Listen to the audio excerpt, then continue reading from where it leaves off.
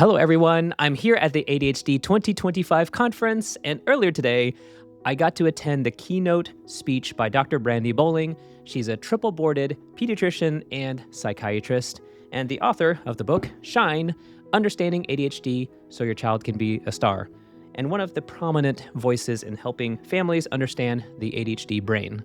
She said something that instantly made me think of the exact moment many parents tell me about in the pediatric clinic. You know, that moment when you remind your teen to start their homework, or clean their room, or get ready for bed. But instead of cooperation, they shut down, get irritated, snap back, and you might find yourself thinking, why are we fighting again? Why does this always turn into drama? I'm just asking them to do their homework. But here's a question to consider. What if it's not willful disrespect? What if it's not willful defiance? What if what you're seeing is actually dysregulation? Hear me out. Because when your teen's brain becomes overwhelmed, the emotional center, that is the limbic system, hits the gas pedal quickly. But the part of the brain that is responsible for planning, focus, impulse control, slowing down, that's the prefrontal cortex, or the brakes, that doesn't engage as easily. And to make things worse, for teens, those brakes, it's still developing much more slowly than the accelerator, the limbic system. So in that moment, your teen may not be intentionally choosing to ignore you or just trying to pick a fight.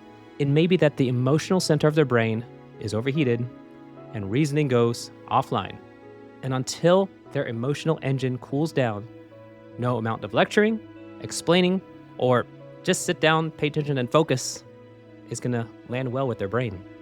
And this leads directly into the framework that Dr. Brandi Bolling shared.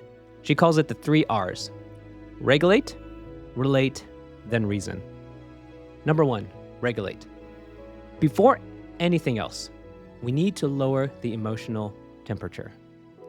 Not by lecturing, not by explaining, just by helping the moment slow down. You might say, hey, can we pause for a second? I can tell you're overwhelmed. Or maybe offer a 2 or 3 minute breather. That's it. Regulation before communication. Then we go to number 2, relate. Once things are calmer, we can focus on reconnecting. This may sound something like, I get why this feels hard. Or I know you're not trying to ignore me. I can tell you feel stuck. This signals emotional safety, and without the feeling of safety, the brain stays in defense mode. So once we've established that, we go to number 3, reason. After regulation and connection, now we can problem solve. But keep the next steps very simple. For example, what's the first tiny step you want to take? Do you need help with me helping you get started for the next 5 minutes? And here's what clicked for me today. This lines up perfectly with the way I like to teach families about how the teen's brain works as a vehicle.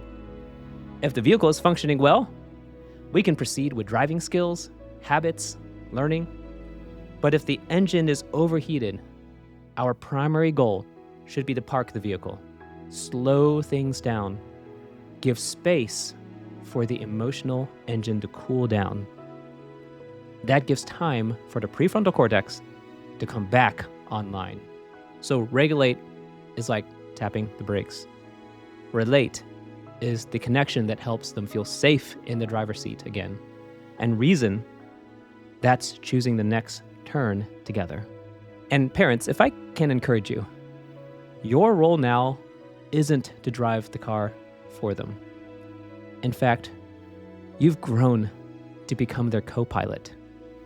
Your calm presence is what helps them regain their confidence to get back on the road and drive again. So if you take one thing from this today, when emotions rise, don't jump to fixing, don't jump to convincing, don't jump to explaining. Regulate, relate, then reason. Your conversations will feel different. Your teen will feel understood.